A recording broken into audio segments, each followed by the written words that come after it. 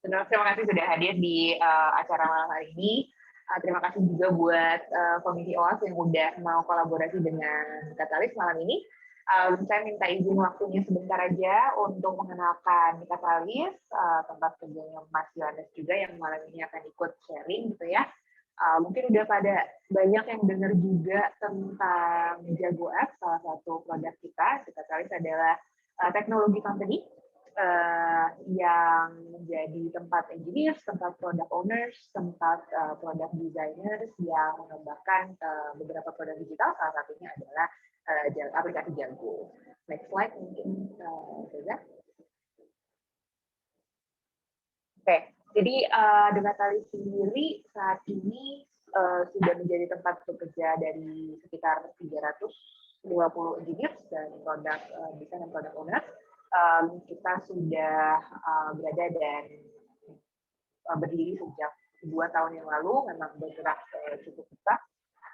Misi kita sebenarnya sederhana, kita ingin mengkapitalisasi inovasi dan growth ya, perkembangan baik talenta maupun solusi-solusi digital di Southeast Asia melalui aplikasi-aplikasi yang kita bangun. Next slide.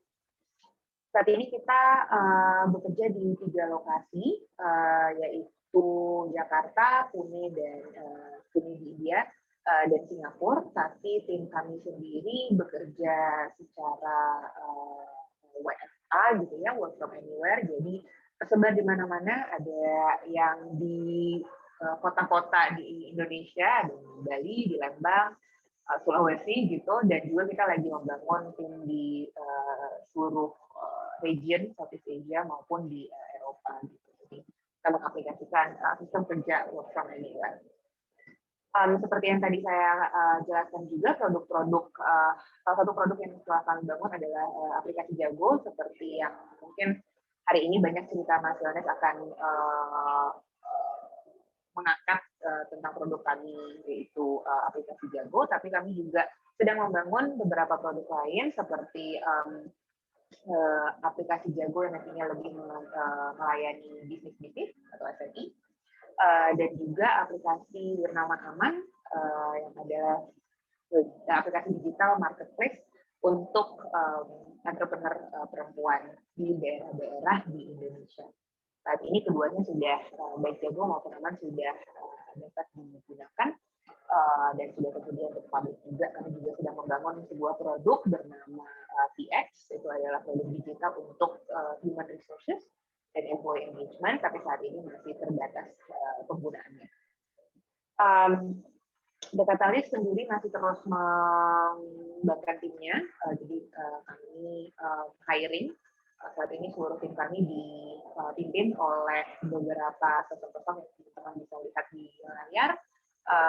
Mereka adalah sosok-sosok yang cukup berpengaruh di bidang engineering. Kita juga sedang membangun tim data kita yang saat ini dipimpin oleh Mr. Brad Smith dan tim produk yang dipimpin oleh Nicholas Tan. Next slide. We take pride in having company culture yang memang berdasar dengan engineering mindset, di mana kami percaya bahwa walaupun tiap orang penting untuk memiliki skill spesifik di expertise, tapi juga sama pentingnya untuk memiliki engineering mindset, di mana semua orang memiliki development dari sebuah software dari ujung ke ujung, gitu ya. Saya juga punya culture yang terbuka, di mana kami memberi akses untuk engineer kami untuk mengerti business issues, user needs dari ujung ke ujung, sehingga solusi yang dibangun dapat tepat sasaran. Kami juga menawarkan berbagai bentuk kesempatan belajar, baik itu langsung dalam membangun digital aplikasi yang kami bangun, ataupun dengan beragam kesempatan lain. Gitu. Saat ini Dekatalis masih membangun timnya, seperti yang tadi saya bilang, termasuk timnya Mas Yohanes juga. Jadi kalau misalnya teman-teman di OAS yang tertarik atau ingin tahu lebih lanjut terkait Dekatalis, boleh langsung cek website kami, cek LinkedIn kami atau Instagram, semua kabar terbaru dan kesempatan terbaru sudah ada di sana. Itu aja dari saya. Terima kasih banyak sekali lagi teman-teman untuk malam ini. Waktu di tempat saya kembalikan ke host. Terima kasih.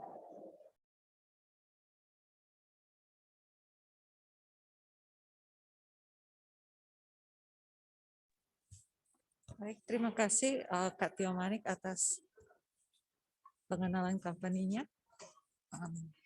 Kita akan masuk ke pembicara kita yang pertama adalah Bapak Yohanes. Ya, Mbak Vina, terima kasih banyak. Sebentar aku sharing screen dulu. Udah kelihatan ya screen-nya. Nah, selamat malam nih buat teman-teman dari komunitas WhatsApp.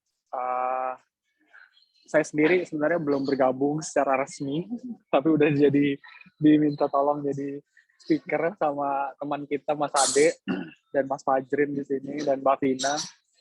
Dan di sini juga ada banyak teman-teman ya yang ada Kang Rusdi, ada Mas Adit, ada macam-macam lah ya di sini, nggak bisa aku sebutin satu-satu. Welcome. Nah, aku di sini cuma bawain sebenarnya bukan giving lecture, tapi cerita sedikit lah bagaimana sebenarnya proses DevSecOps implementation di dalam DK itu sendiri, atau di Catalyst kita singkat DK biasanya. Nah, tadi mungkin Mbak Tio juga udah banyak cerita DK sendiri, lebih banyak ngomongin developer atau engineering gitu ya, engineering dan membuat banyak produk-produk. Nah, salah satunya adalah si aplikasi Bank Jago. Nah, ke depan mungkin akan sangat banyak pengembangan-pengembangan ke depan. Nah, pertanyaannya adalah kalau misalkan kita ngomong pengembangan, gimana caranya kita securing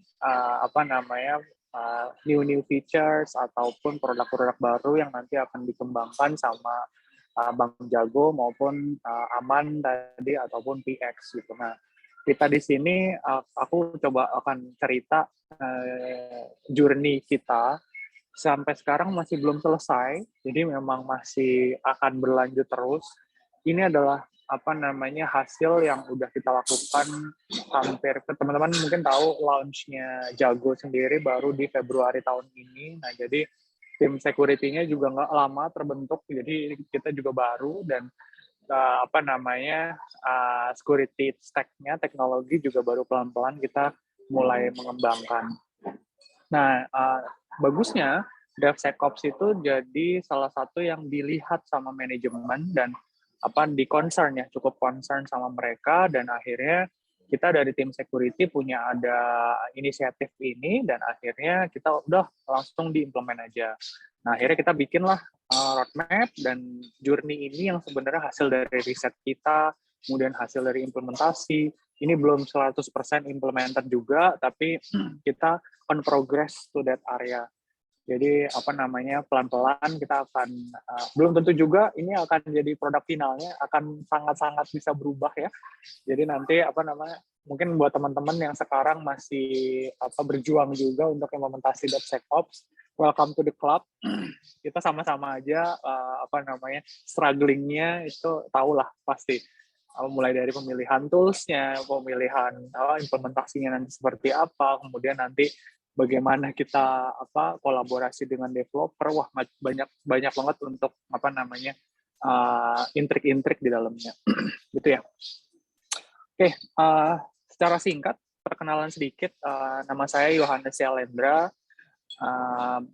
sekarang lagi di DK dan sekarang lagi handle untuk DevSecOps, mostly ke sana. Cuman sekarang sih udah, karena ada sedikit timnya, jadi kadang nyerepet ke yang lain-lain lah, operation segala macam juga aku handle juga. Nah, jadi mostly memang kerjaan setiap harinya DevSecOps, including pentest. Jadi DevSecOps itu kalau di kita including scope-nya untuk pentest internal maupun eksternal. Nah, ini sebelah kanan kalau teman-teman misalkan mau ada pertanyaan gitu ya, nah silahkan aja masuk ke pigeonhole.at, habis itu baru enter passcode-nya, dia OWASP DK, langsung aja masukin. Nah, di sini kalau mau langsung scan code-nya atau QR code-nya silahkan. Ya, jadi nanti kita nggak akan bacain, kalau misalkan terpaksa bacain di chat ya it's okay. Cuman kalau pengen enak di Pigeonhole aja, nanti teman-teman ada yang misalkan similar question-nya gitu ya, tinggal di vote aja, itu lebih enak buat nanti kita bacain pertanyaannya. Oke, nah aku mau start dari hal di sini. Di sini ada dua kata kunci yaitu DevOps dan OWASP. Nah, kita tahu semua bahwa OWASP dari dulu itu udah bantuin banyak dari sisi pen testing ya, dari sisi how to secure our application. Nah, jadi OWASP sendiri bikin guideline bagaimana melakukan testing, bikin top 10 risk, atau bikin macam-macam lah guideline kita supaya kita bisa assessment application kita lebih bagus. Nah, di beberapa tahun belakangan, mungkin udah lama juga sih DevOps, cuman benar-benar baru implemented itu yang saya lihat adalah 5 tahun, 6 tahun belakangan. Nah itu DevOps itu mempermudah kita, terutama di security ya, untuk melakukan scanning yang lebih cepat. Jadi instead of kita melakukan penetration testing di akhir, nah kita bisa integrasi beberapa automation. Jadi DevOps itu kan intinya adalah DevOps itu melakukan automation dari sebuah proses development. Nah kita bisa menginclude security ke dalam proses pengembangan itu sendiri, proses development gitu. Jadi ini yang mengapa kita anggap bahwa DevOps itu bagus, terutama di application security, karena kita bisa embed kita punya pemikiran, kita punya use case, kita punya tools ke dalam proses DevOps itu sendiri. Nah, ini kalau teman-teman mau lihat gitu ya, ini siapa sih Tanya Janka, ini salah satu penggiat DevSecOps juga di internasional. Ini ya, nah singkat aja, jadi DevSecOps itu sebenarnya apa? Kalau saya bilang adalah art. Jadi sama kayak pen testing, sama kayak teman-teman mau implementasi something gitu ya. Kalau saya bilang sebuah DevSecOps itu sebenarnya seni. Seni untuk apa? Seni untuk kita merubah mindset dari yang sebelumnya DevSecOps itu hanya doing pen test. Nah, kita berubah nih jadi agak sedikit ke kiri. Kita di sini bilang ke kiri. Ke kiri itu sebenarnya apa? Ke kiri adalah konsep nggak cuman application ini selesai baru kita testing, atau mungkin dalam proses quality assurance baru kita testing QA. Nah, tapi dari sisi proses development kita udah melakukan testing. Kita udah kasih awareness terhadap user-user atau developer supaya mereka paham, oh, gue mesti bikin secure codingnya seperti apa, gue mesti put control, security control di sisi mana aja.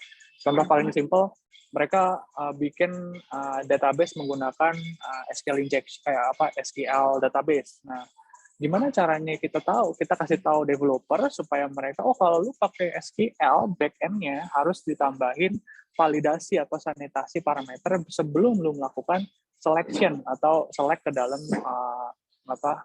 MySQL database atau mungkin SQL query something like that.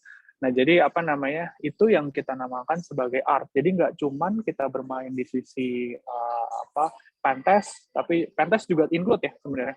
Nah, tapi bagaimana kita mencari sebuah tools yang cocok dengan kita punya environment, kita punya sistem, kita punya source code, dan bisa di-embed terhadap si pipeline-nya sehingga tidak merusak ya. Jadi goal dari DevSecOps adalah kita nggak boleh merusak tatanan yang udah ada. Jadi kadang ada yang bilang, oh kalau pakai DevSecOps kita mau nggak mau harus kita yang punya project-nya gitu. Nah mau nggak mau orang lain harus ikut kita. Nah ini juga cukup saya nggak bilang itu salah ya, tapi harus sedikit mindset-nya dirubah karena ya, sebelum DevSecOps ada, DevOps itu sudah ada. Jadi harusnya mereka yang leading all the process, mereka leading all the tools. Nah, kita akan menginput security di dalam situ. Gitu. Jadi itu yang terjadi dan kita harus mengikuti apa yang tatanan yang ada di mereka. Nah, kenapa DevSecOps? Intinya adalah kita mau mengejar faster time to market. Jadi bayangin aja kayak kalau teman-teman develop something gitu. Nah, pasti begitu di akhir gitu ya, tidak pernah dilakukan testing security, begitu di akhir, terus tiba-tiba kita melakukan pentest. Melakukan pentest, finding-nya ada 100. Otomatis masing-masing finding tersebut harus kita remediasi dong. Nah, oleh karena itu masing-masing remediasi itu akan makan waktu juga. Nah, itu akan menambah time to market yang ada. Nah, dengan menggunakan DevSecOps, kita mempercepat proses time to market. Jadi sebelum application release ke testing phase, kita coba testing dulu dengan tools-tools yang common kayak misalkan SQL injection di dalamnya, ada XSS injection, ada macam-macam lah, ada banyak banget kalau menggunakan yang NoSQL, ada NoSQL injection di situ, atau ada outdated modul, macam-macam. Jadi kita punya banyak banget yang bisa kita utilize buat mencari apakah ada kelemahan tertentu di sisi pas mereka lagi mendevelop sistemnya gitu. Jadi goalnya adalah itu. Tujuannya adalah satu-satunya untuk faster time to market. Karena biasanya kalau teman-teman di organisasi yang agile gitu ya, nah biasanya dari manajemen minta, setiap minggu harus rilis fiturnya. Bahkan kita bilangnya sprint ya. Satu sprint itu bisa makan waktu mengembangkan fitur A, B, C, D, E. Nah, pas saat testing itu harus bisa ready semua masuk ke production. Nah, itu problem tuh kadang kalau misalkan kita masukin security di situ, akan susah untuk melakukan enforcement bahwa kita biasanya dibilang blocker lu, security jadi blocker. Jadi nggak mungkin kita perform di testing pentest di belakang. Oleh karena itu kita pengen move it itu ke depan sehingga security pun udah main peran dari sisi development. Jadi ini yang lain kayak minimize seperti vulnerability di later stage ya. Jadi pentestnya kalau misalkan udah pakai DevSecOps biasanya dari 100 pas di finding pentest, habis itu jadi berkurang tuh biasanya, mungkin aja jadi 50 atau mungkin jadi 1, 2, itu common. Jadi itu yang biasanya kita coba bawa.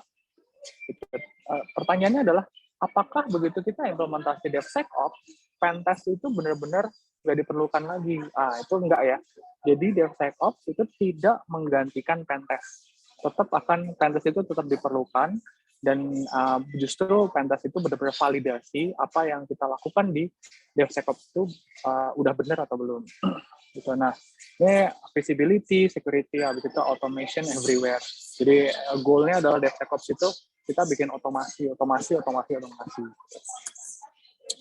Oke, nah ini shifting to the left. Nah, ini yang tadi saya cerita. Jadi kalau ada proses SDLC ya, dari development, testing, staging, production. Nah, biasanya kita doing pentest di dalam staging ataupun di production. Jelas saja kalau misalkan ada sesuatu finding-nya banyak di sini, kita akan makan waktu dan biaya ya untuk membenerin atau remediasi di saat staging. Oleh karena itu kita shifting to the left, doing all the tasks di dalam dev dan testing environment. Jadi jangan sampai begitu di staging production besok mau go live baru hari ini di pentest, itu disaster lah pasti. Nah, jadi mendingan kita doing security check-nya di depan alias di awal-awal waktu development dan testing. Goalnya itu. Nah, terus kemudian buat teman-teman yang mungkin baru tahu mengenai DevOps itu sebenarnya apa sih? Ini adalah cycle yang biasanya dipakai oleh teman-teman di DevOps, mulai dari planning, kemudian coding, building, testing, release, deploy. Nah, ini cukup mudah kok dipelajari. Jadi kayak planning itu design, coding itu dia bikin codingnya, habis itu build itu biasanya dia membuat Docker image, dan Docker image-nya dites dan release sampai ke operate. Jadi ini teman-teman bisa baca dulu bisa baca cari di Google, itu banyak banget dokumentasi mengenai ini. Saya nggak akan cerita banyak ya. Nah, di DevOps, kalau mungkin buat teman-teman yang belum pernah tahu juga, ini saya ambil dari yang GitLab. Jadi GitLab itu muncul seperti ini, dari image, kemudian stages. Paling utama ini adalah stages. Stages itu mulai dari berapa banyak stage yang ada di setiap organisasi. Setiap organisasi biasanya beda-beda. Ada yang cuma build dan test, ada yang build, test, habis itu staging, habis itu QA, macam-macam. Jadi tergantung dari DevOps. Nah, itulah kenapa saya bilang di depan bahwa DevOps itu adalah art dan masing-masing developer punya flavor-nya masing-masing. Jadi kita nggak bisa semena-mena, security mau ganti stages-nya jadi tambah build langsung security, test langsung security lagi. Susah, itu nggak akan terjadi. Jadi kita mengikuti flow yang sudah ada di organisasi masing-masing. Jadi itu yang sebaiknya dilakukan. Jadi jangan kita push apa yang kita mau dan apa yang kita sudah tahu sebelumnya. Nah, ini jadi setiap stage itu build contohnya nanti dia melakukan script apa. Ini yang dinamakan pipeline. Jadi setiap stages kita akan melakukan something. Nah, baru kemudian bisa di outputnya bisa kita ekstrak buat misalkan nih bisa taruh logging atau segala macam, bisa di situ. Nah, saya nggak akan bahas di sini juga detail ya, cuman intinya buat teman-teman yang belum pernah ngelihat apa itu pipeline di DevOps, seperti ini, cukup simple, dan kita tinggal menambahkan, oke, mau nambah security, ya udah kita tinggal tambahin stages security, baru nanti stage security-nya bisa ngapain, melakukan apa di script-nya. Oke. Nah, saya mau bedakan ada dua hal, security in DevOps dan DevSecOps itu sendiri. Nah, bedanya apa? Security in DevOps. Beda dengan DevSecOps ya. Kalau security in DevOps, mereka sudah ada DevOps teknologi, sistem teknologinya udah ada, dan pipeline-nya udah berjalan, culture-nya udah jalan, human-nya juga udah paham semua. Nah, security put di situ sebagai tambahan. Contohnya di sini bukan sebagai jadi satu kesatuan ya, tapi sebagai additional. Contohnya di sini melakukan security risk assessment, begitu dilakukan di planning, jadi begitu requirement gathering, kita lakukan security risk assessment. Itu yang kita lakukan juga sekarang. Kemudian di coding kita melakukan awareness. Kemudian di test itu kita melakukan pen test. Jadi kadang ada beberapa organisasi dia melakukan hal ini. Jadi setiap kali dia melakukan sprint, masuk sprint beres, pen testernya itu masuk setiap squad dan dia akan melakukan pen test untuk setiap fitur yang di sprint tersebut dia melakukan modifikasi atau tambahan gitu. Nah, di sini yang dilakukan sama security in DevOps. Jadi pre-prod pen test untuk the whole setiap yang dikerjakan sama si developer, baru kemudian dirilis sampai ke monitoring segala macam. Berbeda sama DevSecOps. Nah, kalau teman-teman perhatikan di sini, ini cukup rumit ya, karena memang ini yang kita coba implementasi. Jadi mulai dari planning, kita melakukan threat modeling. Jadi kalau teman-teman pernah dengar nama threat modeling, ini sebenarnya bisa dilakukan otomasi.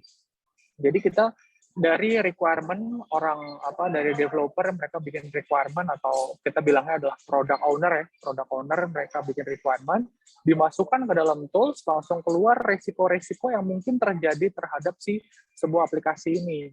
Nanti kan belum jadi nih aplikasinya, cuman kita bisa udah langsung identify risk-risknya.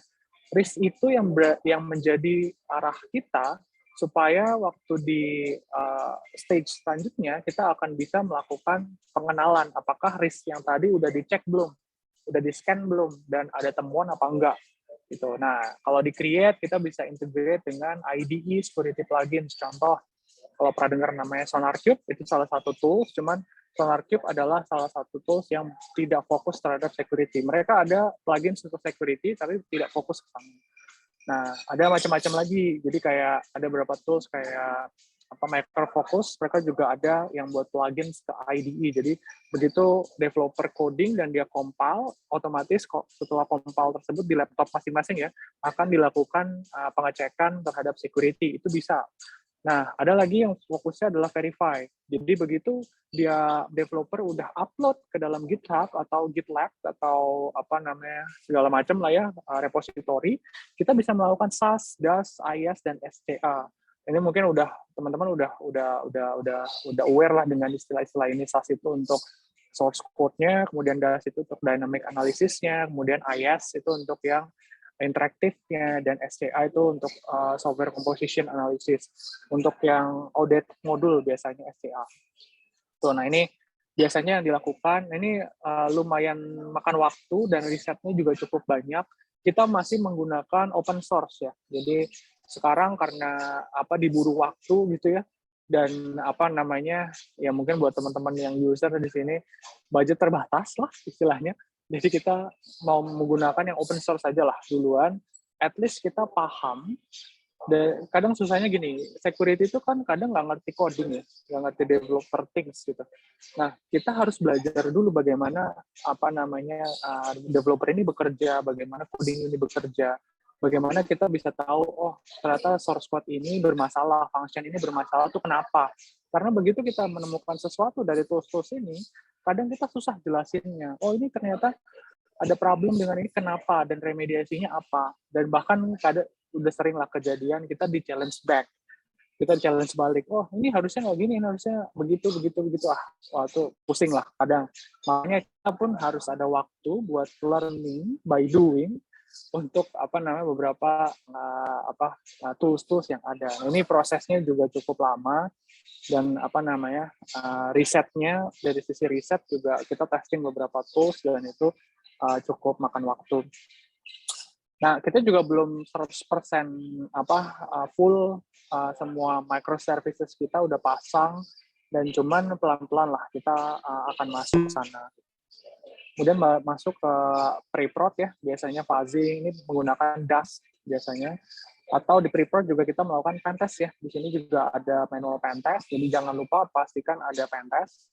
Kemudian baru kita rilis itu biasanya kita ada beberapa proteksi ya. Jadi misalnya kalau kita ngomongin mobile application, kita harus embed pipeline untuk melakukan proteksi terhadap mobile apps-nya, jangan lupa. Di situ including software signing, obfuscation, anti jailbreaking, macam-macam di dalam rilis ini ya. Sampai level prevent. Jadi harus kita verify, integrity check, macam-macam ya. Nah, baru kemudian, kalau udah level ops, ini biasanya kita udah masuk ke teman-teman jago yang udah identify, udah melakukan monitoring terus, segala macam. Nah, kadang kalau emang resource-nya kurang ya kita juga saling bantu sih, karena sebenarnya kita juga satu tim di satu organisasi. Nah, cuman goal-nya adalah melakukan operation itu sebenarnya di level yang usernya atau teman-teman yang memang bertugas untuk mendeteksi dan monitoring gitu. Nah, ini baru respon. Kemudian dia kalau teman-teman belum tahu apa itu RASP, ini adalah runtime protection. Jadi begitu kita biasanya kan kalau kita ngomongin kontainer gitu ya. Nah, kontainer itu kita bisa pasang satu tool sehingga gimana caranya kontainer ini begitu nggak bisa kena dijalanin sebuah application yang di luar whitelist kita, itu namanya RASP juga bisa bekerja di situ. Jadi macam-macam toolsnya yang bisa kita pakai, ada open source dan ada yang komersial. Nah, karena keterbatasan biaya, kadang kita jalan dulu dengan open source, yang penting ada jalan. Oke. Nah, ini buat stack kita. Jadi stack kita ada banyak ya, mulai dari governance, terus kemudian ada DevSecOps, kita di sini mulai yang sebelah kiri bawah. Kemudian Identity Access Management, ini juga pusing kontrolnya. Nah, terus habis itu ada yang network based, kemudian ada yang ngomongin operation di sini. Kita ngomongin hardening, patching, nah itu juga pusing. Terus kemudian ada 6 nih ngomongin tentang application protection, mulai dari API security, tokenization. Terus kemudian yang 7 adalah kita ngomongin data security. Data security itu how to protect our sensitive information, how to melakukan encryption di dalam situ, bagaimana decryption-nya, bagaimana melakukan identification, terus validasi data-data tersebut itu juga ini juga penting. Nah, cuman kita fokusnya hanya yang nomor 2 ya, fokusnya yang ada di DevSecOps saja. Oke. Nah, ini buat arsitektur yang kita pakai, jadi mulai dari plan, coding, build phase, sampai release phase, ini kita fokusnya DevSecOps ini ya. Nah, kalau untuk operation itu standar biasa, intinya ada logging, application logging ditaruh di dalam biasanya monitoring tools, entah itu mau pakai CM atau apapun, yang penting ada centralized management buat kita melakukan monitoring sehari-hari. Untuk masalah DevSecOps-nya, itu mulai dari sini, threat model. Nah, kalau teman-teman memang ini juga sulit ya, karena kita melakukan riset di beberapa tools yang untuk bisa melakukan threat model itu susah. Dan banyak yang gagal untuk diintegrate ke kita. Jadi mau nggak mau kita menggunakan manual process only. Jadi threat model kita sekarang masih pakai manual. Nah, kendalanya adalah nggak bisa ngobrol sama pipeline. Jadi karena tim requirement-nya itu tidak menggunakan pipeline dan mereka masih menggunakan manual dan Excel ataupun Word document, agak sulit tuh untuk masuk ke sini. Nah, mau nggak mau, dia harus ditranslate dulu dari bentuk code, misalkan JSON atau yang bisa dikonsum ya sama threat model, baru bisa kelihatan tuh semua risk-risk-nya. Itu sulit, karena rata-rata yang bikin requirement adalah tidak mengerti coding, tidak mengerti technical, dia biasanya ngerti flow application. Dia sangat jago di sana dan susah untuk berubah mindset-nya menjadi more technical gitu. Harus ada penjebatannya dan itu kita masih on progress ke sana. Terus kemudian di level coding kita menggunakan GitLab. Ini kalau teman-teman pelajarin GitLab, mereka ada beberapa fitur yang udah ada, contohnya SAS, DAS, terus kemudian ada container security dan ya infrastruktur as a code ya. Kita ngomongin Dockerfile. Nah, Dockerfile-nya itu juga bisa kita scanning. Itu ada beberapa tools dari yang gratisannya GitLab bisa kita pakai. Nah, SAS tools-nya ini kita sekarang masih menggunakan NGS scan. Jadi apa namanya? Ada sekitar lebih dari 50% kita menggunakan Node.js. Nah, kita menggunakan itu. Kemudian di sini ada container security. Container security-nya kita menggunakan Anchor. Container sendiri itu kalau kita ngomongin ada Docker ya. Jadi dari Dockerfile dia akan di pipeline akan membuat sebuah Docker image. Docker image-nya ditaruh di Docker repository, baru kita lakukan scanning di situ. Jadi yang kita cek adalah outdated third party modul di dalam Docker tersebut, Docker image. Kemudian baru kita coba lakukan remediasi, bisa di-upgrade apa enggak dari sisi modul-modulnya tersebut. Baru kemudian ada Dust Tool. Dust Tool tuh balik lagi, Dust Tool kita menggunakan Zap. Mungkin teman-teman yang udah aware terhadap Zap itu sangat powerful. Konfigurasinya setengah mati susahnya. Ini cerita aja, jadi setengah mati, risetnya setengah mati, berbeda sama SAS. SAS itu cukup mudah, tinggal jalanin di pipeline, selesai. Kalau DAS itu, apalagi kalau teman-teman main di tokenization. Tokenization tuh, belum lagi kita ngomongin tentang kredensial dulu, balik dapat tokennya, baru kita masukin ke dalam satu variabel di dalam Zap, itu pusing. Nah, cuman it's workable. Ada beberapa tipe aplikasi yang sebenarnya nggak support, terutama kalau teman-teman ada yang aplikasi yang menggunakan public dan private key dan signature. Wah, itu pusing. Cuman workable lah untuk melakukan itu. Dan di sini ada correlation dashboard. Ini masih belum ada sebenarnya correlation-nya. Cuman kita planning menggunakan yang open source juga, supaya bisa dikorelate antara yang hasil dari SAS dan DAS, sehingga dalam satu dashboard tim security nggak usah pusing masuk ke beberapa tools yang berbeda. Nah, untuk masuk ke release phase, kita menggunakan mobile app shielding. Sekarang kita masih on progress buat implementasi yang komersial, tapi kita udah ada yang code obfuscation, anti jailbreak itu dari front end-nya sendiri udah support sampai ke sana. Container security-nya ini kita planning ada beberapa tools open source juga yang bisa melakukan RASP. Gitu. Nah, kita cukup penggila open source karena mereka cukup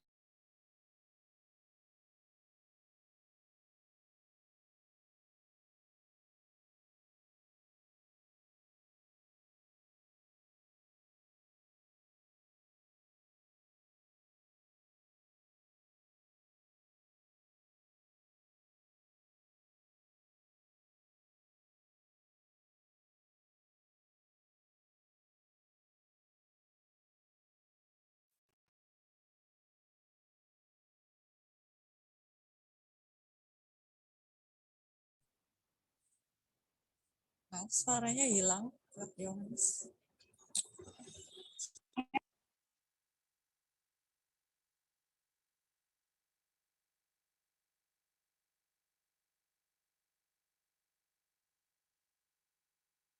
Iya. Kita tunggu saja. halo Mbak, ya sorry. Oke, terima kasih. Yes. Boleh. Masih kedengeran suaraku ya? Ya. Oke, bentar.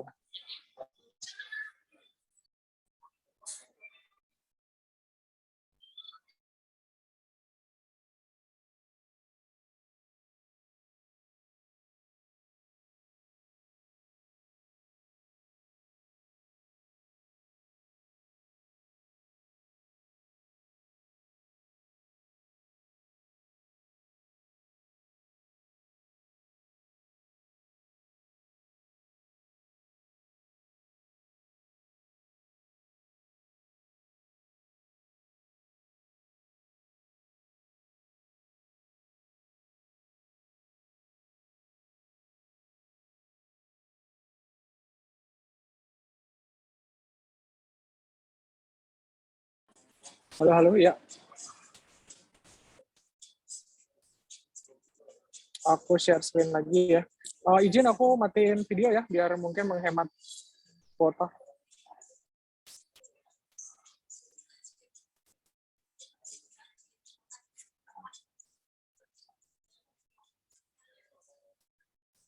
Halo Mbak Danti, kedengeran suaraku? Ya, udah kedengeran, Kak. Oke, sip. Oke. Aku lanjut ya, bentar lagi kok. Ini related ke DevSecOps. Nah, ini yang kita pakai, apa namanya, pipeline-nya. Jadi kalau tadi ngomongin tentang stages segala macam, kita ada satu stage sendiri namanya test analysis. Image-nya kita menggunakan Node.js 14 gitu ya, gampang.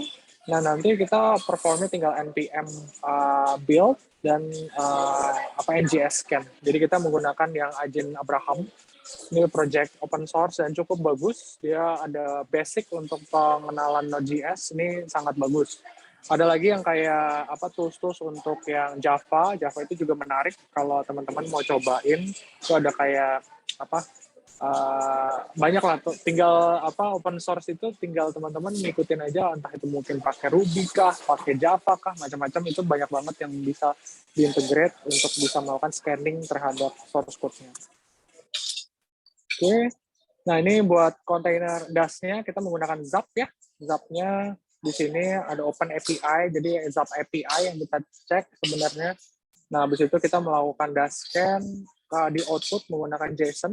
Nah, di bawah sini ada artifact. Artifact itu gunanya apa? Untuk melakukan upload atau ngambil artifact JSON-nya, apa namanya record JSON-nya atau hasil output report-nya itu diambil jadi artifact ini. Nah, ini masih yang sangat simple. Kalau udah ribet urusan yang tadi token-token segala macam, nah itu lebih kompleks lagi dari sini. Ini yang paling simpelnya sih. Terus kemudian di sini ada container service, kita menggunakan Anchore. Nah, Anchore juga cukup bagus sebenarnya, cuman menurutku masih cukup kurang dari sisi vulnerability list-nya ya. Jadi apa namanya, ada beberapa tools lain macam Aquasec itu dia punya ada Trivi ya, untuk ada yang open source-nya itu juga cukup menarik untuk teman-teman pakai. Jadi apa namanya, karena balik lagi, DevSecOps adalah art ya. Teman-teman bisa dengan mudah menggunakan commercial tools, sangat mudah. Cuman sebenarnya yang kita cari adalah konsepnya. Jadi konsep untuk implementasi DevSecOps itu apa cukup unik karena kita harus tahu apa namanya yang terjadi di level aplikasi kita itu seperti apa, source code-nya bagaimana bentuknya, pipeline-nya yang paling terutama. Nah itu jadi kalau menggunakan open source itu benar-benar kita tahu, oke, open source ini akan kita pasang how to works-nya kita harus paham dan bagaimana integrasinya dengan lebih smooth ya gitu. Nah satu lagi, jadi jangan begitu kita mau starting DevSecOps jangan melakukan blocking dulu. Nah jadi kalau teman-teman lihat di sini perhatikan ya, di sini kita bilang npm audit level critical. Artinya apa? Saya tidak akan stopping pipeline-nya. Ini kan pipeline kan berjalan ini nomor line 77 sampai ke bawah tuh ada ratusan. Nah, saya tidak akan melakukan stopping pipeline ini kalau level auditnya itu di bawah critical. Jadi high, medium, low itu saya nggak akan stopping dia punya pipeline. Jadi pastikan untuk pertama kali teman-teman implementasi, at least get the feel, get the visibility first, never do blocking. Jadi jangan pernah melakukan blocking dulu. Begitu teman-teman udah gaining the traction, udah tahu cycle-nya seperti apa feel-nya seperti apa, baru pelan-pelan kita naikkan levelnya. Jadi dari critical dulu nanti jadi high, jadi semua temuan high itu nanti diblok-blokin, jadi nggak boleh running ke building phase atau testing phase sebelum lu solving dulu tuh urusan yang high sama medium vulnerability gitu. Oke Mbak Danti, ntar lagi ya. Terus habis itu ini terakhir, ini aku nggak tahu apakah ininya di share apa enggak, semoga teman-teman bisa dapat juga. Nah, intinya adalah ini cukup banyak yang teman-teman mesti perhatikan, mulai dari culture, security engineering, policy management, hingga operation yang teman-teman mesti perhatikan. Nah, yang penting adalah di sini, integrate security tooling with engineer early as possible. Jadi kerjasama dengan engineer itu sangat utama. Oke, nah ini actionable learning-nya. Pertama adalah teman-teman perhatikan aim big ya. Jadi selalu bikin modelnya, selalu bikin future roadmap-nya seperti apa, goal terakhirnya seperti apa. Kayak tadi saya udah bikin yang arsitektur besarnya. Itu adalah jadi tujuan utama. Nah, tapi begitu teman-teman starting, jangan langsung aim semuanya. Oh, harus diinstal thread modelnya, harus diinstal SAS-nya, harus install DAS-nya, segala macam. It's a mess, dan kita nggak akan bisa fokus ke satu hal. Jadi, starting dengan yang SAS-nya dulu misalnya. Oke, SAS dulu, tapi kita dari 100 microservice, misalkan kita kejar 5 dulu deh. 5 dulu, dan itu harus working dulu, sampai nanti teman-teman udah belajar how to-nya, baru nanti next ke microservice yang lain, atau ke aplikasi yang lain, segala macam. Jadi, selalu start small, dibanding kita langsung, ngejar-ngejar, harus finish semuanya gitu. Nah, kedua adalah developers are your best friend. Jadi, kita nggak harus harus selalu gandeng developer. Developer itu nggak bisa, kalau ngomongin DevSecOps ya, mereka adalah teman baik kita, nggak mungkin kita tinggalin, dan dia yang akan nge-guide kita. Jadi dia nggak akan kita guide, tapi mereka akan jadi guidance-nya kita. Selalu bekerja sama mereka. Nah, tadi yang aku bilang, don't be a stopper for the pipeline. Learn how DevOps works in stages. Jadi DevOps itu adalah karena kita biasanya yang jadi kendala adalah orang security nggak ngerti coding, orang developer nggak ngerti security. Itu jembatannya sulit banget. Terutama kalau teman-teman yang ada di environment yang sangat banyak developernya. Nah, ini oleh karena itu susah-susah gampang. Jadi itulah kenapa harus bekerja dulu nih di stages, pelan-pelan kita guide orang-orang developer untuk bisa bareng-bareng kerjain tentang security. Nah, DevSecOps itu nggak cuma tooling ya. Kalau tadi saya bilang banyak tools-tools yang bisa dipakai, harus diintegrasi, tapi harus ngomongin tentang mindset. Jadi security itu, DevSecOps itu nggak cuma kita ngomongin, oh ini ada tools, habis itu integrate, selesai. Not like that. Mindset developer pun harus dirubah. Karena begitu mereka nggak percaya sama security, security cuma bakal slowing me down, bakal nanti pipeline-nya bakal jadi pelan nih kayak gini. Nah, itu pasti problem. Jadi teman-teman harus tahu bahwa merubah mindset itu penting, dan proses dan culture itu juga nggak gampang ya untuk melakukannya. Kita setengah mati untuk melakukan ini. Bahkan kita strugglingnya untuk doing pen test aja itu setengah mati buat ngasih tahu ke teman-teman developer, oh nih aplikasi lo harus di pen test loh, itu susahnya setengah mati.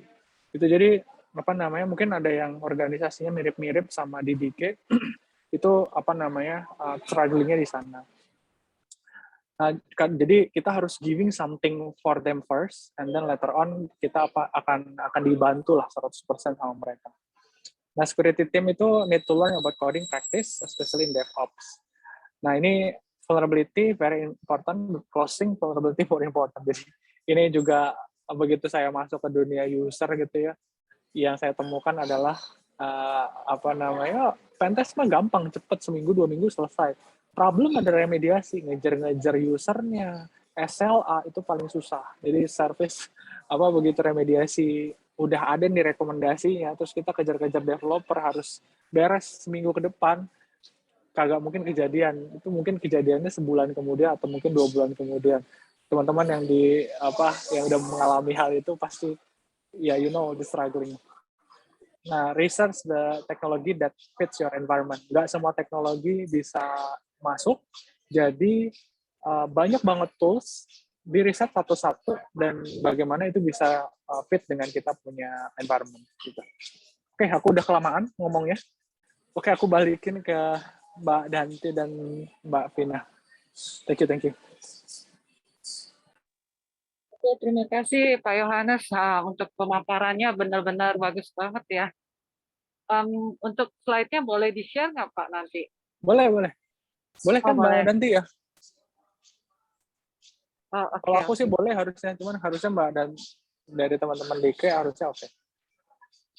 Oke, nanti Pak Yohanes bisa share juga kontaknya kalau misalnya ada yang mau tanya-tanya langsung gitu. Siap, aman-aman. Oke. Terima kasih ya Pak ya.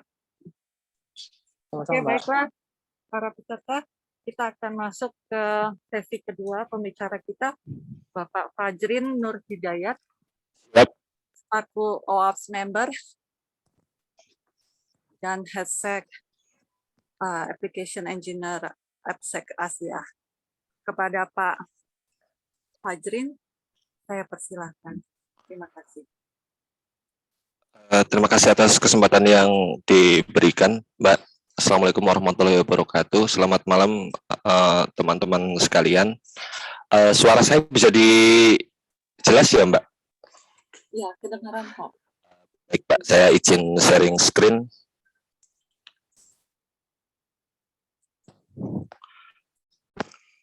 Oke.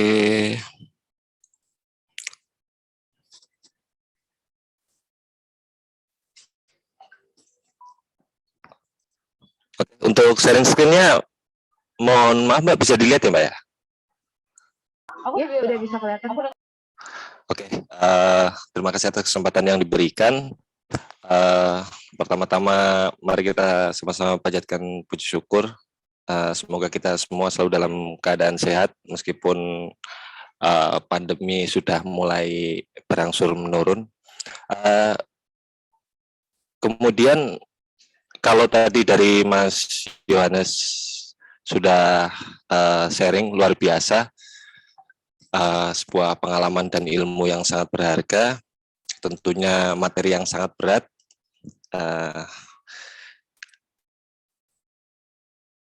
Izinkan saya share materi ini berbeda dengan agak sedikit berbeda dengan materinya Mas Yohanes. Kalau tadi sesinya Mas Yohanes yang susah-susah, ini saya yang mudah-mudah. Berikut, izinkan kami memperkenalkan diri. Nama kami Fajrin Nur Hidayat. Kami tinggal di perumahan Depok Country. Kemudian saat ini board member dari OAS, Open Web Application Security Project. Kemudian untuk profesi harian kami di Head of Cyber Intelligence AppSec Asia atau di PT Aplikasi Siber Teknologi. Kemudian untuk kontak tertera. Masuk ke sharing materi. Jadi kalau tadi dari Mas Yohanes sudah sharing luar biasa bagaimana DevOps, kami coba sharingkan efek atau impact apabila proses dari mendevelop pertama kali banyak step-step yang mungkin ada kekurangan ataupun tidak sempurna, maka akan menimbulkan beberapa efek lah. Yang pertama, kami sampaikan bahwa ada sebuah fakta bahwa beberapa waktu yang lalu, yaitu di bulan Mei dan dirilis tanggal 5 Juni, yaitu adanya autentikasi ya, ataupun masuk ke sebuah sistem di mana penyebabnya adalah dari data breach yang di mana di dalamnya merupakan kredensial dan terkompromis. Jadi di insiden tersebut tidak termasuk hal-hal yang sangat sulit, layaknya step by step cyber kill chain itu berproses, tetapi hanya beberapa step yang sangat mudah dari penyebab adanya data breach. Fakta ini terjadi di luar negeri, kemudian ternyata fakta ini juga terjadi di dalam negeri, di mana kita semua tahu lah ya, kita semua tahu dan kita semua menyaksikan satu demi satu kebocoran data terjadi, baik di dalam institusi pemerintah atau government maupun di perusahaan swasta yang tentunya secara regulasi pemerintah sampai sekarang masih dalam pembahasan, tetapi ketika dalam pembahasan tersebut efeknya pun terus-menerus tetap terjadi. Jadi dari segala macam kebocoran data ini memang efeknya sangat merugikan, baik untuk pribadi, setiap pribadi maupun perusahaan yang menjadi tempat kerja pribadi tersebut. Tentunya runutan kejadian data breach di Indonesia ini, baik tadi di posisi government maupun di swasta, akhirnya ada satu rilis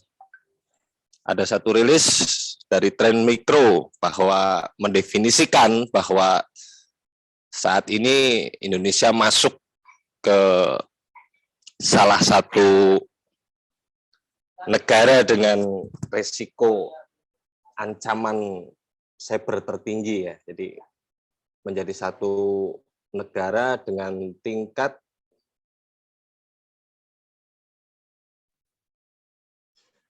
Pak Azrin, slide-nya belum jalan nih Pak Azrin. Oke, siap.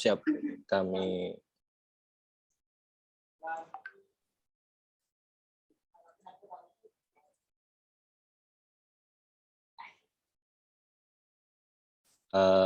sorry, kami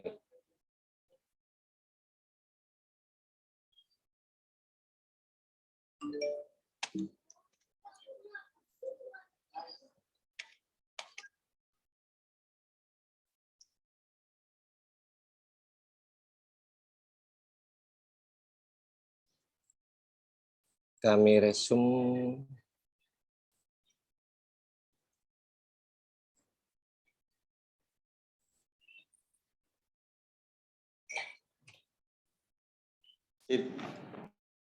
Oke. Recording in progress. Oke. Sorry, ternyata belum jalan. Jadi ini sudah berjalan. Mohon maaf, ini saya ulangi tadi sekilas bahwa fakta yang terjadi di luar negeri, terjadi data breach yang menyebabkan salah satu perusahaan besar ya.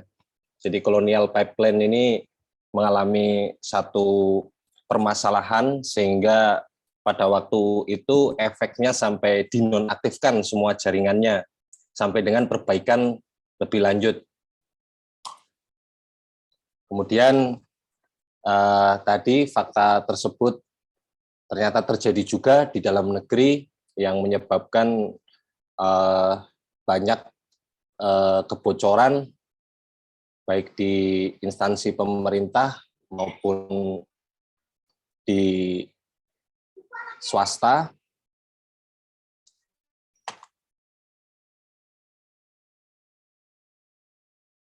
Lanjut, yang menyebabkan ada satu rilis dari Trend Micro, yaitu Indonesia merupakan salah satu negara yang memiliki resiko dengan ancaman cyber yang sangat tinggi. Kami masuk, kenapa bisa terjadi data breach? Yang pertama yaitu karena pencurian atau hilangnya perangkat penyimpanan. Seperti kita ketahui bahwa sangat riskan sekali ketika ada satu perangkat yang hilang, di mana ternyata di dalam perangkat tersebut menyimpan banyak data-data yang sifatnya konfidensial. Jadi di hari ini tidak bisa dipisahkan antara kerahasiaan mana data perusahaan dan data pribadi. Karena hampir semua perusahaan pun memegang data pribadi yang minimal menjadi standarisasi milik perusahaan. Sebaliknya juga bahwa pribadi pun memegang data-data rahasia ataupun data privacy milik perusahaan yang terkadang secara habit kita kebiasaan kerja sehari-hari pun ada di dalam komputer kita, ada di dalam drive penyimpanan hard kita, sehingga ketika terjadi satu kehilangan, mungkin device laptop kita ataupun hard disk kita, akhirnya menjadi satu ancaman adanya data breach. Kemudian yang kedua adalah akses ilegal terhadap sistem atau informasi. Beberapa kejadian yang mengenai data breach di perusahaan swasta, mungkin beberapa waktu kemarin ada Tokopedia, ada Bukalapak, ya, ini di sini terjadi adanya akses ilegal ataupun kejadian data breach lainnya. Nah, tentunya di sini akses ilegal ini sama halnya pasti ada beberapa sebab yang akhirnya menyebabkan terjadinya akses ilegal tersebut. Yang ketiga, keterlibatan orang dalam. Di beberapa rilis yang saya pelajari bahwa sekitar 40% itu keterlibatan orang dalam itu terjadi dalam proses adanya data breach. Nah, ini yang perlu kita waspadai bersama, bahwa mungkin teman-teman juga pernah mengalami ataupun mungkin saat ini juga sedang mengalami, bahwa terkadang kekecewaan kita ataupun kekecewaan seorang terhadap konsekuensi ataupun reward and punishment dari perusahaan yang kadang tidak seimbang, akhirnya menyebabkan kekecewaan. Nah, ini sangat rawan sekali ketika yang namanya keterlibatan orang dalam atau insider ini menjadi ancaman. Tentunya hal ini juga ketika teman-teman sekalian menjadi satu level yang lebih tinggi dari engineer yang bisa mengatur memanajerial, tentunya hal ini benar-benar juga harus bisa dibaca ya, dari keseharian, dari mungkin keluhan ataupun dari pendapat-pendapat rekan-rekan yang lain. Jadi data breach yang disebabkan oleh keterlibatan orang dalam ini lebih cenderung disebabkan oleh adanya kekecewaan. Dan ketika satu orang kecewa bisa merusak satu perusahaan. Kemudian yang faktor keempat yaitu kelalaian. Nah, kelalaian di sini salah satunya bisa disebabkan oleh faktor manusia di level user maupun di level developer. Ketika tadi sudah dijelaskan oleh Mas Sailendra bahwa ketika security tidak tahu coding, developer tidak tahu security, maka akan terjadi miss, sehingga harus benar-benar ada kerjasama yang baik agar tidak terjadi kelalaian yang akhirnya menyebabkan data breach dan berimbas ke belakang, efeknya sangat banyak. Kami lanjutkan, solusi apabila terjadi data breach sekaligus bagaimana mencegahnya. Yang pertama yaitu membentuk satu tim insiden respon ya, di Dekatalis, dan tentunya di perusahaan kami juga menghandle hal ini, yaitu ada satu tim konsulting dan tim operasional apabila memang ada satu kejadian data breach, bagaimana mengatasinya dan seterusnya. Kemudian yang kedua adalah adanya kerjasama eksternal. Sampai hari ini banyak teman-teman di tentunya badan yang mengawasi secara pemerintah mengenai cyber, yaitu BSSN, masih banyak perusahaan-perusahaan yang tentunya rata-rata level menengah ke bawah ya, yang belum aware dengan pentingnya kerjasama. Jadi baik antara perusahaan dengan perusahaan lainnya maupun antara perusahaan dengan pemerintah. Dalam hal ini adalah yang menjadi leading sektor di Indonesia, yaitu BSSN. Kemudian yang ketiga, masalah awareness, pembangunan kesadarannya. Jadi kesadaran yang perlu dibangun ini ada di dua tempat. Yang pertama adalah dari sisi user ataupun karyawan sebuah perusahaan atau employee lah. Kemudian yang kedua adalah pihak manajemen itu sendiri. Kenapa perlu kami sampaikan seperti ini, bahwa dengan berkembangnya open source intelligence ataupun layanan-layanan yang bersifat OSINT, merubah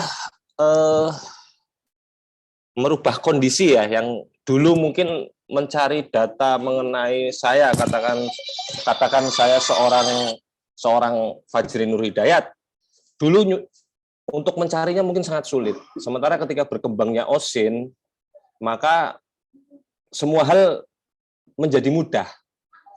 Nah, ini menjadi celah baik secara positif untuk pengembangan maupun dari sisi kerentanan pun juga menjadi hal yang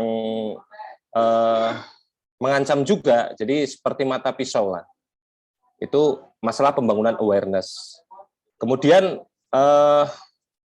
kami juga sempat menemui bahwa ketika ada satu buah perusahaan yang memiliki karyawan, begitu ada rilis, ada berita misalkan ramai-ramai di televisi, di media online bahwa ini ada forum jual beli A, datanya breach, itu juga nggak punya juga kesadaran untuk melanjutkan dengan tahap mencari, oh ya, apakah data saya ikut breach atau tidak nih.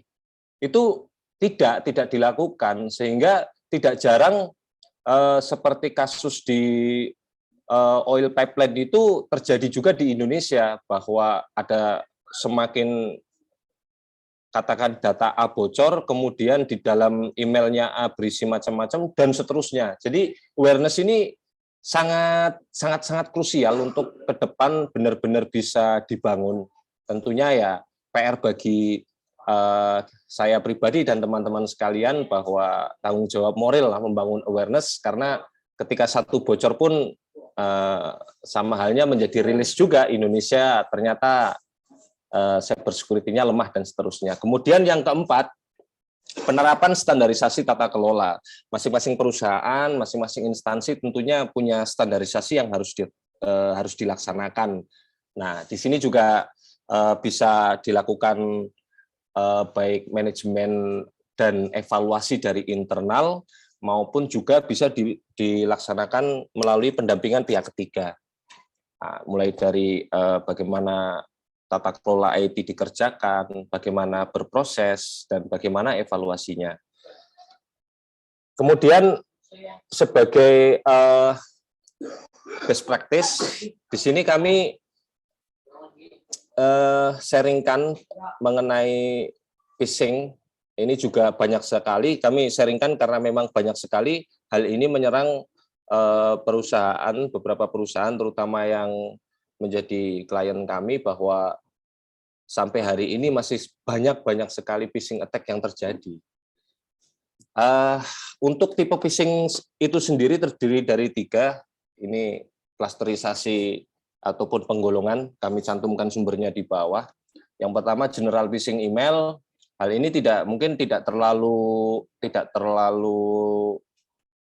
sulit ataupun tidak terlalu berat untuk diatasi, terutama oleh para user atau karyawan di bawah, karena memang dari sifatnya sendiri random dan terlalu general.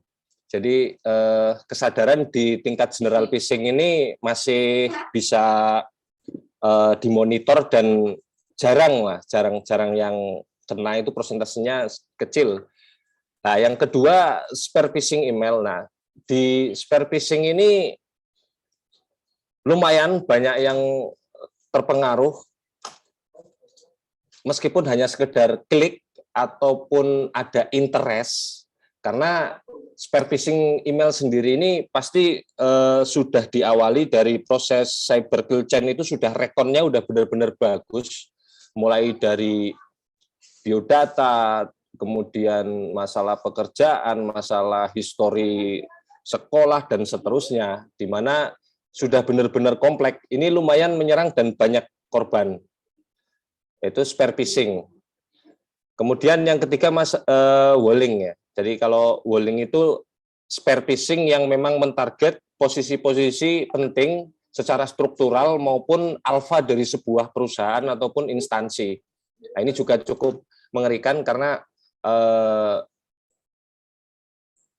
yang disasar itu kadang juga bukan dari kalangan yang tidak melek pendidikan, akan tetapi yang disasar juga terkadang memang berpendidikan, bahkan akademisi sampai profesor doktor pun terkena.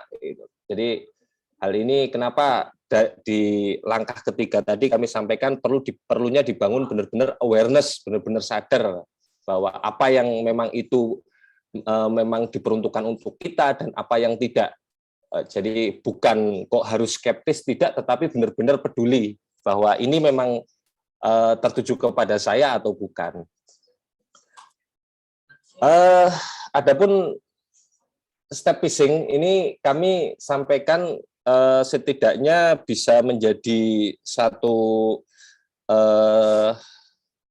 pandangan ya, bisa dilihat dari sudut pandang baik dari red team maupun blue team, baik untuk attack maupun untuk defend. Jadi langkah-langkah phishing saat ini rata-rata praktisi itu sangat sederhana, tidak step by step yang saklek layaknya cyber kill chain, tetapi cukup tiga step, yaitu yang pertama reconnaissance, yang kedua planning, kemudian yang ketiga attack. Pada tahap reconnaissance, si penyerang ini pasti akan mencari semua hal yang terkait dengan kredensial dari si target.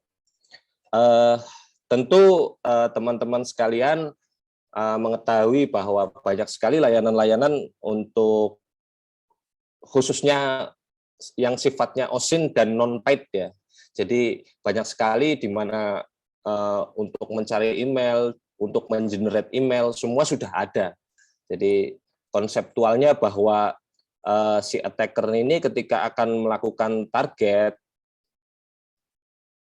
melakukan information gathering, pasti akan totalitas. Artinya di situ totalitas adalah benar-benar mencari dari berbagai sumber dan dengan berbagai teknik, sehingga di tahapan reconnaissance sendiri ini sudah mendapati data yang lengkap dan aktual. Nah, di sini tentunya ada pesan moral yang bisa disampaikan ya, bahwa budaya yang ada saat ini terkadang teman-teman sangat tidak aware. Jadi ketika mungkin yang bersangkutan ada di dalam kantor, di mana di dalam kantor itu sendiri sudah ada tulisan di pintu staff only ya. Staff only itu kan berarti yang memang ada di dalam staff itu sendiri, tetapi masih juga ada sempat selfie, sempat fotobar ya, foto bersama, yang akhirnya ada secara fisik itu benar-benar terekspos, yang menjadikan satu ancaman. Tidak jarang kantor-kantor swasta maupun pemerintah yang saya temui masih hobi untuk memasang user dan password di desktop. Itu tidak jarang, apalagi di instansi pemerintahan yang ketika kita tegur, kita sarankan, pasti akan beralasan bahwa mohon maaf Mas, kita tuh udah lanjut usia Mas, sering lupa, jadi perlu kita pasang di sini. Padahal secara fakta harian itu kayak mas-mas kurir yang antar barang, mungkin yang antar surat, itu juga lewat ruangan itu gitu loh. Jadi aware-nya itu kurang, sangat-sangat kurang, sehingga tidak jarang memang efeknya juga dampaknya sampai fatal gitu ya.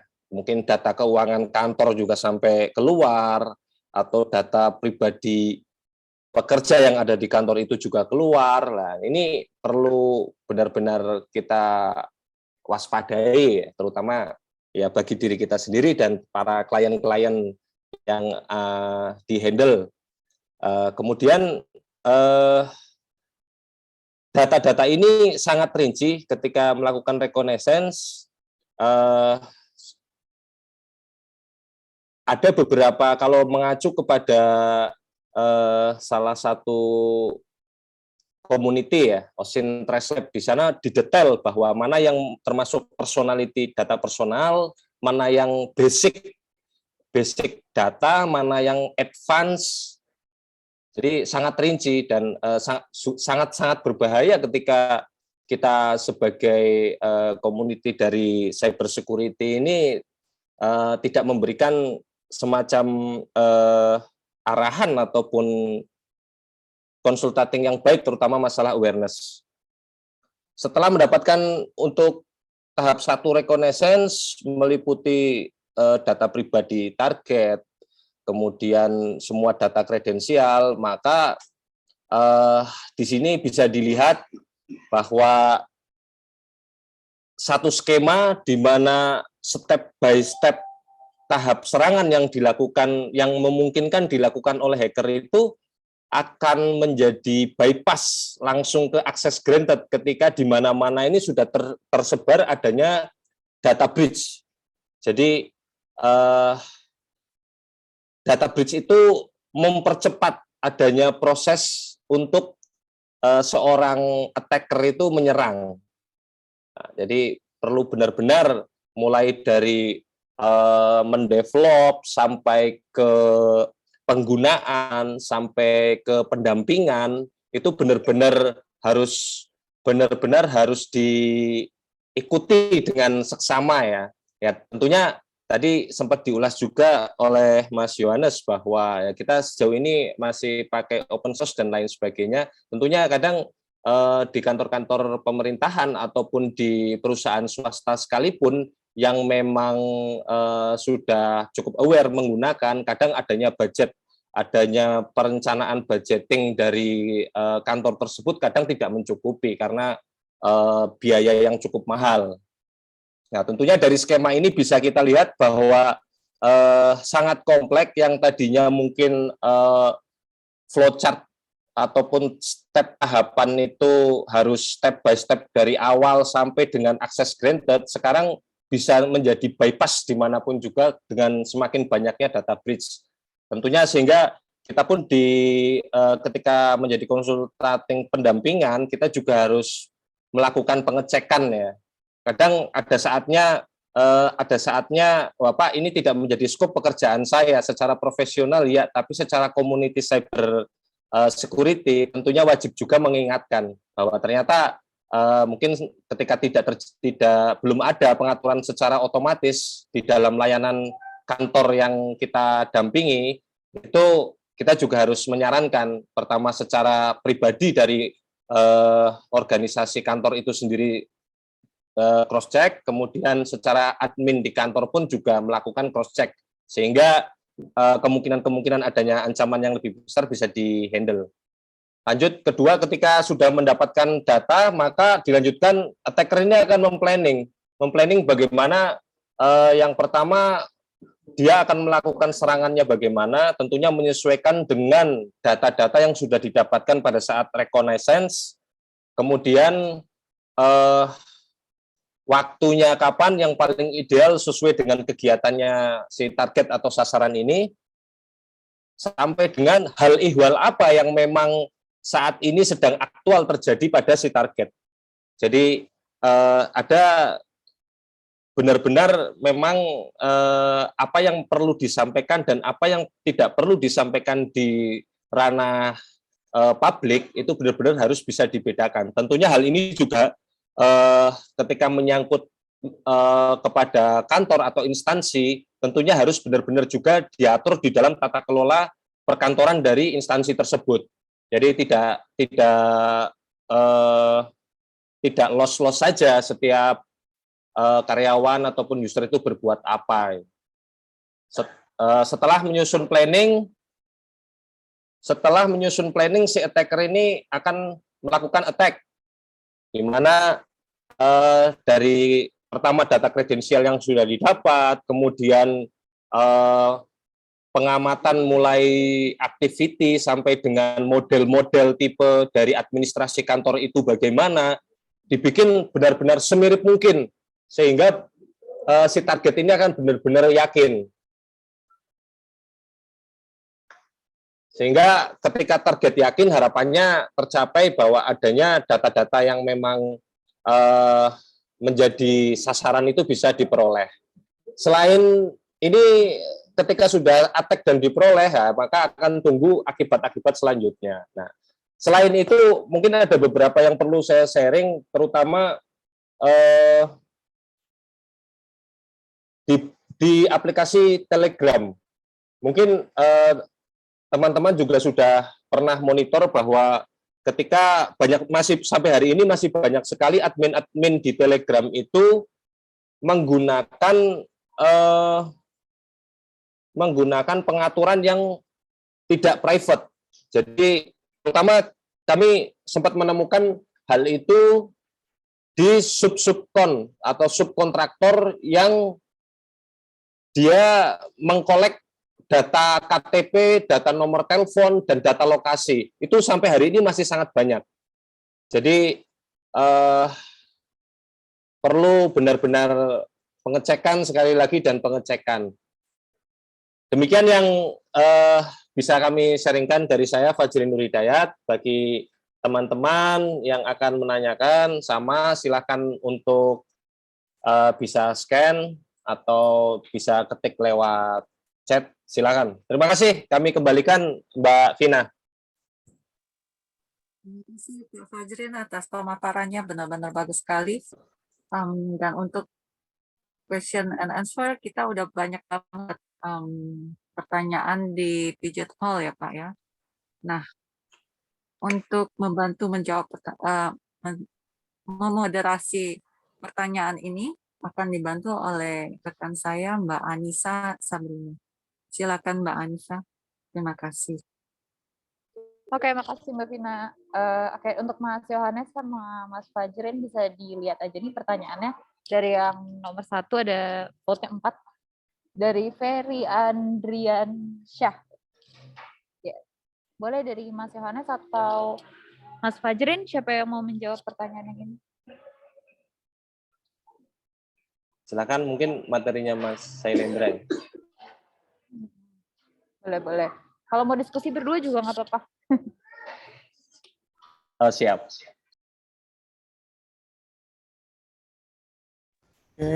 Halo, kedengaran suaraku? Ya, kedengaran Pak. Oke, sip. Oke, thank you pertanyaannya Mas Ferry. Nah, untuk migrasi dari monolitik ke microservice, nah ini susah-susah gampang sih sebenarnya. Intinya adalah kalau dari kita biasanya breakdown atau segregasi apa komponen-komponen yang bisa diambil. Contoh paling simpel adalah kalau monolitik itu kalau kita pastikan teman-teman pakai yang API service ya. Kalau dia menggunakan yang desktop service itu udah lupakan lah. Jadi pastikan teman-teman menggunakan yang web base. Web base itu biasanya kita pecah antara front end dan back end-nya. Nah, kalau front end biasanya kita put all the things yang isi. Kalau teman-teman terbiasa dengan React Native atau gitu ya, itu lebih bagus. Nah, cuman kalau misalnya masih menggunakan PHP, JavaScript segala macam, it's okay. Nah, cuman pisahkan antara function-function untuk di API-nya.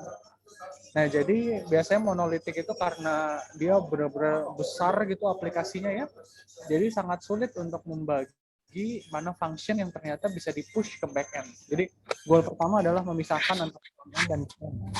Dari back-end-nya itu jadi dari front-end nggak boleh langsung direct ke database, back-end-nya ini database. Nah, si back-end-nya baru kemudian nanti teman-teman harus definisi function yang bisa dipecah. Contoh, kalau kita marketplace kan ada fungsi untuk chart, untuk keranjang. Kemudian ada function untuk login, ada function untuk ada function untuk ngambil fetch barang-barang, nama barang, kayak gitu-gitu. Jadi setiap function itu dipecah per API baru, nanti setiap function tersebut dijadikan container atau Docker sendiri nantinya. Nah, jadi untuk microservice itu wajib punya arsitektur untuk microservice, Docker. Jadi nanti semua API dan function-functionnya tadi itu harus bisa di spin off jadi satu service sendiri dan include ke dalam Docker image dan dia di running di dalam kalau kita bilangnya cloud native ya, ada Kubernetes, ada di dalam namanya ada satu lagi, pokoknya ada paling terkenal adalah Kubernetes. Itu dari aku, pelajarin mungkin ada tambahan.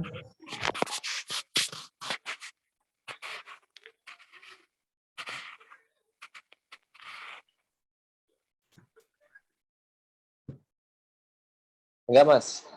Nihil, Mas. Ya. Oke, berarti answer ya untuk pertanyaan yang ini. Kita pindahin dulu nih.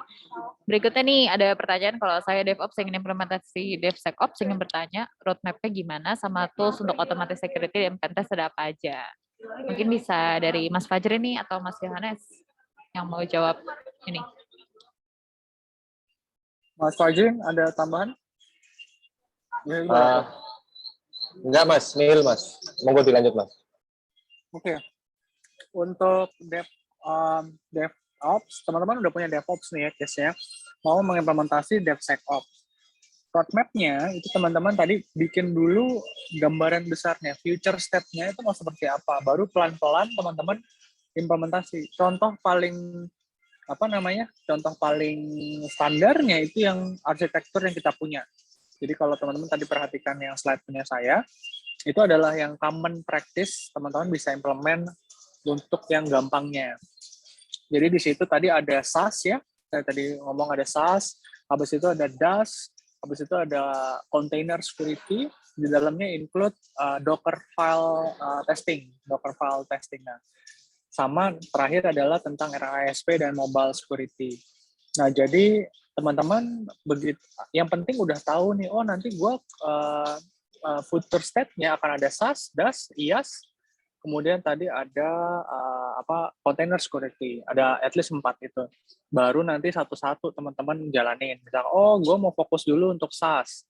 SaaS-nya dilihat nih di environment kita itu menggunakan apa aja source code-nya. Jadi harus ngikutin source code kita, jangan kita push. Oke, semua developer harus menggunakan Node.js misalkan, itu nggak akan jadi.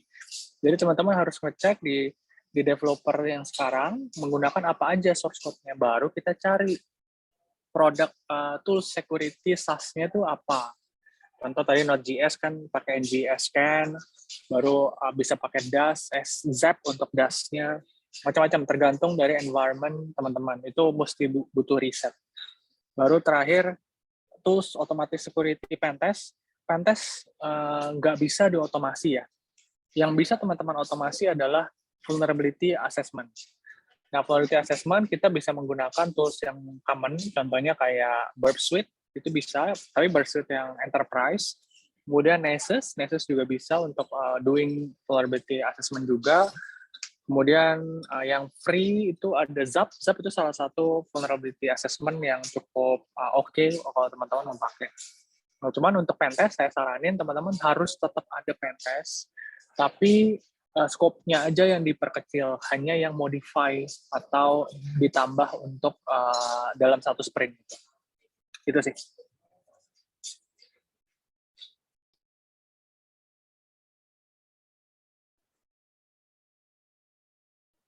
Mas, izin menambahkan?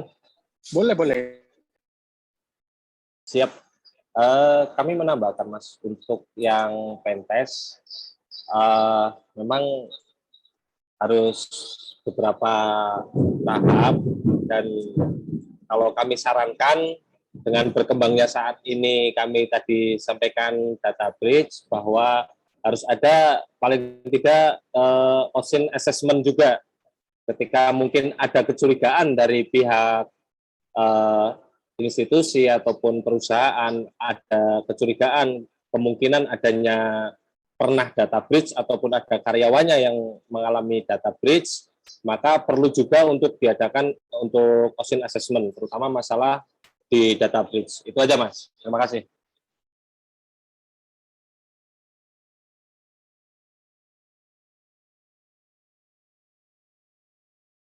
Oke, berarti kita lanjut ke pertanyaan berikutnya ya, Mas. Itu ada ini sih, dari Adil, fotonya ada 2 nih. Gimana caranya DevSecOps di-concern oleh manajemen?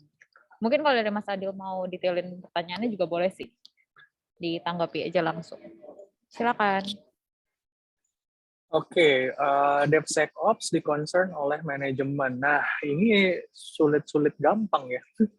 Karena apa namanya, yang penting adalah manajemen harus paham dulu atau aware dulu terhadap security. Nah, kalau kadang yang cukup aware terhadap security itu industri-industri semacam banking dan fintech dan marketplace itu udah cukup aware. Nah, case-nya adalah kayak insurance company. Nah, itu aku lihat banyak teman-teman di insurance yang agak sulit. Telco, di sini teman-teman telco juga udah sangat aware lah terhadap si security itu sendiri. Nah, intinya apa namanya, bagaimana menjual bahwa kita bisa ada value added loh. Kalau menambah security, resiko-resiko bisnis ke depan itu bisa dikurangin. Bukan jadi nol ya resikonya, tapi kita bisa kurangi impact-nya. Kalau misalkan nanti security breach-nya nanti akan rugi $1 juta misalkan. Oh, dengan implementasi ABC nanti akan berkurang nih. Jadi misalkan cuma $10.000 misalkan dibanding sama $1 juta. Nah, kayak gitu-gitu yang kita harus coba presentasikan ke manajemen. Jadi memang ada beberapa tipe-tipe yang manajemen yang ternyata sudah aware, ada yang belum. Nah, kalau yang belumnya ini kita harus berjuang keras. Jujur aja mesti berjuang keras, intinya gimana caranya mempresentasikan apa yang kita punya buat mereka.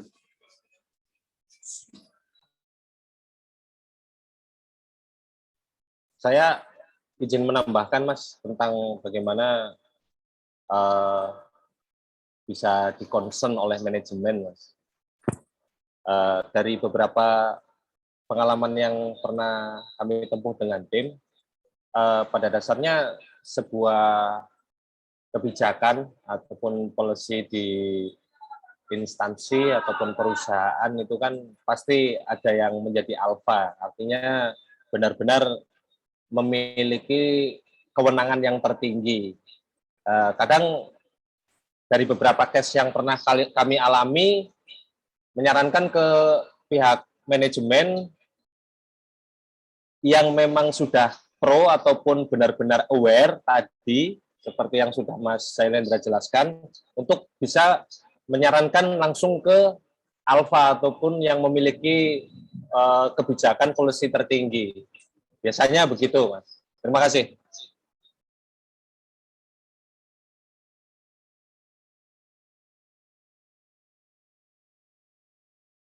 Oke, berarti kita udah terjawab mungkin ya kurang lebih. Aku lanjut ke pertanyaan berikutnya ya.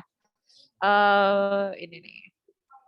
Dia mau tanya tentang tools-tools open source yang saat ini digunakan oleh Mas Fajrin ataupun Mas Yohanes nih. Silakan. Oke, dari aku dulu. Buat open source tools, kita menggunakan NGS Scan untuk scan-nya, source code analisisnya, karena ada 2 sih. Saya lupa satu lagi untuk Java, itu ada satu lagi, ada Java dan Kotlin ya. Itu juga cukup oke. Dan NGS Scan itu untuk Node.js, untuk microservice. Nah, ada satu lagi, kita ada beberapa aplikasi yang menggunakan Flutter. Nah, Flutter ini belum disupport sama open source. Ada commercial tools yang SaaS juga belum support untuk Flutter. Untuk React Native ada menggunakan JavaScript aja. Nanti scan-nya menggunakan JavaScript SaaS. Cuman kalau yang Flutter ini yang masih baru dan belum banyak yang support. Terus kemudian untuk DAS-nya kita menggunakan Zap Proxy. Jadi itu sangat sebenarnya secara dokumentasi gampang, cuman begitu teman-teman implementasi itu akan sangat banyak variabelnya. Contohnya kayak bikin ngomongin tentang otorisasinya gimana, terus kemudian nanti kalau menggunakan enkripsinya gimana, kita mau testing enkripsi menggunakan itu, kemudian otomatisasinya gimana, kayak gitu-gitulah, itu yang bikin padat di sana. Terus container security kita menggunakan Anchore, kita lagi planning buat riset ke Trivi. Trivi itu salah satu tools untuk container scanning. Jadi apa namanya, tes untuk Trivi itu bisa jadi Docker image yang udah jadi dari Docker file, kita coba scanning apakah ada vulnerability di dalam Docker image-nya gitu. Nah, jadi Docker yang udah jadi ya, Docker image biasanya ada yang ada di Docker Hub segala macam. Nah, itu terus kalau nggak salah ada satu tools lagi, correlation tools, kita mau ada apa, Defect Dojo. Kalau pernah dengar ada satu tools namanya Defect Dojo, itu juga menarik buat melakukan korelasi antara SAS dan DAS. Itu bisa dijadiin satu dashboard-nya, sehingga kita orang security ya cuma lihat yang Defect Dojo aja itu udah cukup komplit. Itu buat yang, nah kalau yang mobile security kita masih menggunakan open source. Semua itu udah cukup bagus buat kita. Ada code obfuscation dari Flutter, sama ada tools open source-nya di dalam Flutter tuh untuk melakukan anti jailbreak sama anti anti root. Jadi root detection sama anti jailbreak. Sama mereka ada obfuscation code-nya juga. Gitu. Itu sih yang saya pakai biasanya.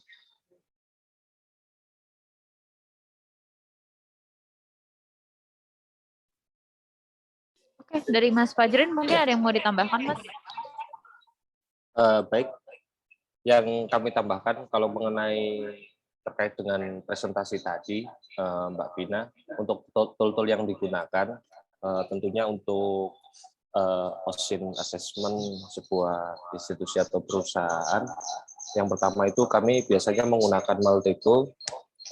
Kalau memang teman-teman agak berat menggunakan yang versi paid, bisa juga menggunakan versi yang community.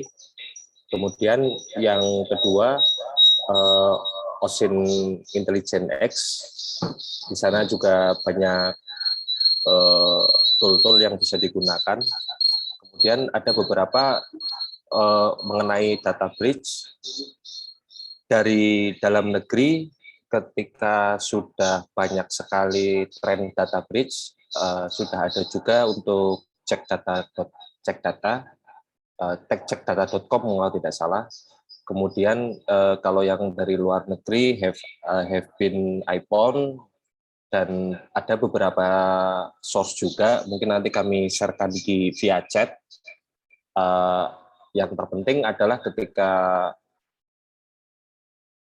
mencoba untuk menginvestigasi adanya kerentanan-kerentanan, terutama adanya data-data yang memang sensitif dan seharusnya tidak ada,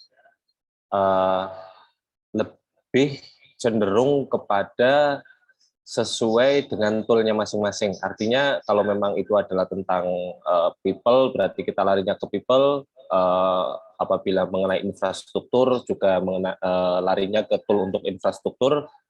Salah satu juga yang bisa digunakan untuk OSINT Handbook yang terbaru 2020 itu juga bisa digunakan. Kemudian mengenai yang infrastruktur tadi sudah dijelaskan oleh Mas Sailendra, di OWASP sendiri banyak sekali tool-tool yang bisa digunakan, terutama yang terkait dengan infrastruktur. Kalau tadi untuk mobile pentest Mas Sailendra menggunakan itu, di OWASP juga ada MobSF yang bisa digunakan juga untuk apabila kebutuhannya mengenai mobile forensik. Terima kasih, itu saja Mbak. Oke, berarti yang ini udah terjawab ya. Sebentar aku tandain dulu, yang atas juga udah. Oke. Nah, berikutnya ada pertanyaan lagi nih. Bagaimana jika suatu instansi pemerintah tidak menggunakan enkripsi password seperti yang terjadi pada aplikasinya namanya Alpukat Betawi? Nah, ini mungkin boleh nih, agak teknis pertanyaannya dari Mas Yohanes atau Mas Fajrin, silakan.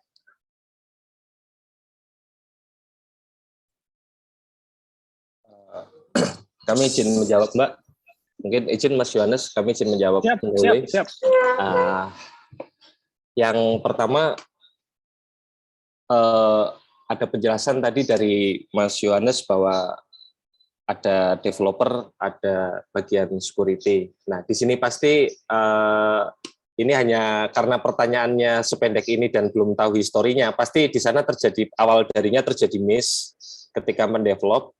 Yang kedua, ketika ini sudah terjadi, tentunya kewajiban kita sendiri ya sebagai masyarakat Indonesia yang baik, berusaha untuk mengkomunikasikan dengan admin dari aplikasi tersebut, ataupun dengan kalau di DKI, Dinas Kominfo DKI, yang menjadi satu leading sektor SPS, penyelenggaraan SPSE di tingkat provinsi. Jadi bisa dikomunikasikan di sana, memberikan saran dan masukan. Karena tentunya ketika ini adalah ada sistem ini di satu institusi pemerintahan, ya paling maksimal kita hanya bisa menyarankan gitu saja. Karena mungkin di banyak aplikasi tentunya juga masih banyak kerentanan-kerentanan juga yang sangat disayangkan. Terkadang sampai hari ini sesuatu perubahan itu nunggu viral dulu gitu. Ya tentunya sebelum viral mungkin kita sebagai masyarakat yang baik mewapri atau japri atau email pribadi kepada admin-admin yang memang tertera di dalam aplikasi tersebut. Terima kasih, Mas. Oke, tambahan dari aku sih itu udah cukup lengkap sih ya. Apalagi kalau kita bukan badan pemerintah tersebut dan kita bukan bagian di institusi tersebut, sebaiknya memang kita bisa kasih tahu ke usernya atau si institusinya tersebut supaya mereka bisa lebih aware lah untuk pasang ininya ya. Nah, cuman kalau misalnya kalau teman-teman sekarang dari sisi kita sudut pandangnya sebagai user ya. Nah, teman-teman orang security di dalam organisasi, nah organisasinya sendiri dia membuat aplikasi yang ternyata tidak menggunakan enkripsi seperti ini. Nah, apa yang mesti kita lakukan? Itu harus dengan kata lain, biasanya sih kita akan ngobrol dulu sama developernya, terus melakukan risk assessment di satu. Mau kita melakukan pentest, internal pentest, biasanya kita internal pentest dulu. Kalau misalkan udah dapat temuannya, findingnya, baru kita kasih tahu mereka, Pak, ini ada perubahan-perubahan, ada findingnya di sini, minta tolong diremediasi. Baru begitu kita udah gaining trust dengan mereka, baru kita include lah ke dalam development prosesnya mereka, entah itu mungkin dia masih belum menggunakan agile atau sudah, yaitu tergantung dari arsitektur atau organisasinya juga gitu. Nah, cuman yang seperti ini jelas tidak ditoleh. Buat kita sih pasti problem ya, buat di security pastinya password harus di encrypt, dan kalaupun encrypt harus ada HTTPS dan SSL. SSL-nya juga kita sarankan menggunakan SSL pinning, jadi di lock untuk sertifikat dan private key-nya. Gitu sih, Mbak. Oke, berarti dari Mas Rahman udah terjawab ya, Mas? Untuk pertanyaannya di sini. Ada ditanggupin juga di kolom chat. Katanya kan dibantu oleh Mas Fajrin untuk penyampaiannya.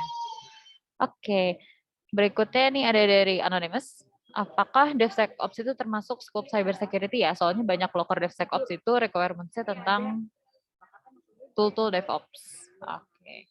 Boleh silakan untuk Mas Yohanes dan Mas Fajrin. Sangat. Jadi DevSecOps itu masuk scope security, jelas. Jadi loker DevSecOps jelas memang harus mengenal tentang tools DevOps. Karena kita akan sangat berkaitan dengan teman-teman yang di DevOps gitu. Jadi jelas kita harus mengenal. Tapi nggak usah pusing karena DevOps itu cuma dibagi ke beberapa doang kok. Contohnya pertama adalah IDE-nya apa? IDE itu tempat mereka coding ya. Biasanya menggunakan Visual Studio kah atau menggunakan Android Studio. Terus habis itu ada yang menggunakan Microsoft Visual Studio Code misalnya. Itu beberapa tools-tools itu yang kita harus paham. Dan terus yang kedua adalah pipeline. Pipeline yang tadi aku share itu adalah salah satu doang, yaitu GitLab. Teman-teman di luar sana sangat banyak ya, ada Bamboo, ada Jenkins, dan itu adalah flavornya dari masing-masing developer, namanya DevOps Engine. Jadi di DevOps sendiri itu ada namanya developer only, ada namanya tech lead, ada namanya product owner, ada namanya lagi DevOps engineer. DevOps engineer itu biasanya beda lagi. Ada lagi yang namanya infrastructure engineer. Kita harus mengenal dulu nih culture dan biasanya organization di dalam mereka itu seperti apa. Barulah kita bisa memasukkan kontrol-kontrol security di dalam situ. Jadi jelas, itu adalah scope cyber security dan harus kita mengenal DevOps. Artinya teman-teman di security harus belajar tentang coding. Ya, aku saranin begitu. Teman-teman security yang kalau memang tertarik di DevSecOps, belajarlah coding, belajarlah menjadi how to develop, belajarlah bagaimana membuat pipeline di dalam DevOps itu sendiri. Dan itu nggak susah. Teman-teman banyak banget buku-buku, banyak banget video-video. It's cukup mudah untuk belajar. Karena lebih di Indonesia bahkan lebih banyak developer dibanding orang security. Jadi belajar menjadi developer itu nggak lebih mudah dibanding orang menjadi security. Intinya gitu. Nggak tambahan, Mas Fajrin? Siap, cukup lengkap, Mas. Siap. Lanjut. Oke, lanjut. Berikut ini ada pertanyaan, ini agak teknis nih Mas, gimana caranya untuk cek buat Instagram biar nggak kena atau nggak terdeteksi nih akun-akunnya, lokasi dan nomor teleponnya. Mas Fajrin dulu deh, coba deh. Siap, izin menjawab mendahului, Mas. Jadi yang pertama, bicara sosial media pasti akan ada fitur-fitur yang menggunakan ponsel, menggunakan lokasi. Untuk Instagram, kita bicaranya harus berawal dari awal membuat. Gimana caranya sih biar tidak kena cek lokasi dan telepon? Yang pertama adalah ketika membuat, gunakan mode incognito pada browser. Jadi awal dari membuat sudah menggunakan mode incognito atau mode privacy ya. Dan mohon maaf kami sebutkan kalau ditanya rekomendasinya browsernya apa, kami biasanya sharing kepada teman-teman adalah Opera. Jadi browsernya menggunakan Opera, modenya incognito. Yang kedua, pastikan gunakan email yang fiturnya terenkripsi. Kami tadi mungkin sempat sharing biodata di awal, salah satunya mungkin bisa teknis ya, menggunakan ProtonMail ataupun SegMail kalau seandainya menggunakan Tor ya. Kemudian yang ketiga, gunakan VPN ketika melakukan akses pendaftaran tersebut. Kemudian yang keempat, apabila ragu menggunakan nomor dalam negeri, gunakan nomor virtual yang disediakan oleh berbagai penyedia, banyak di Play Store. Dari 4 hal itu. Jadi pertama adalah gunakan Opera dengan mode incognito, yang kedua adalah menggunakan email yang sifatnya terenkripsi, kemudian yang ketiga menggunakan VPN, tambahan satu lagi yaitu mematikan fitur untuk lokasi. Jadi itu mungkin yang bisa kami jelaskan. Terima kasih, Mas. Ya, udah lengkap. Lanjut. Oke, udah terjawab ya. Sip. Berikutnya nih, saya baru belajar DevSecOps, mohon dijelaskan lebih detail dong tentang pipeline karena masih belum mudeng proses dari DevSecOps sendiri. Thanks in advance. Wow, oke. Wah, ini pusing juga ya. Bentar ya. Aku boleh share screen lagi, Mbak? Boleh. Bentar aja. Aku stop ya. Silakan. Oke, aku share yang dijelasin tentang pipeline ini. Ya, pipeline itu sebenarnya seperti ini gambarannya. Nanti diimplementasi di setiap tools itu beda-beda ya. Jenkins, ada ada Bamboo, itu beda-beda. Nah, ini yang saya lihat cukup mudah dilihat dan cukup mudah dipelajari adalah salah satunya GitLab.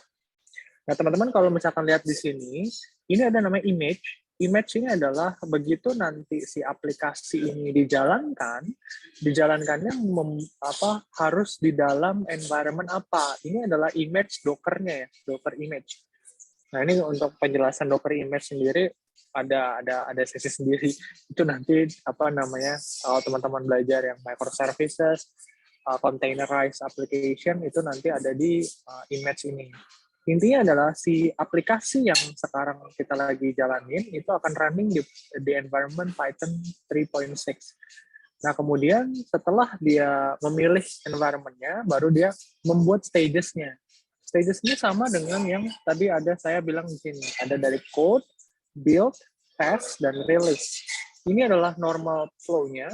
Boleh nggak saya tambahin stages lain? Boleh. Misalkan tengah-tengah saya mau QA dulu, atau pre-prod misalnya. Sebelum rilis harus di testing pre-production dulu, atau setelah build, saya mau masukin testing before test QA misalnya.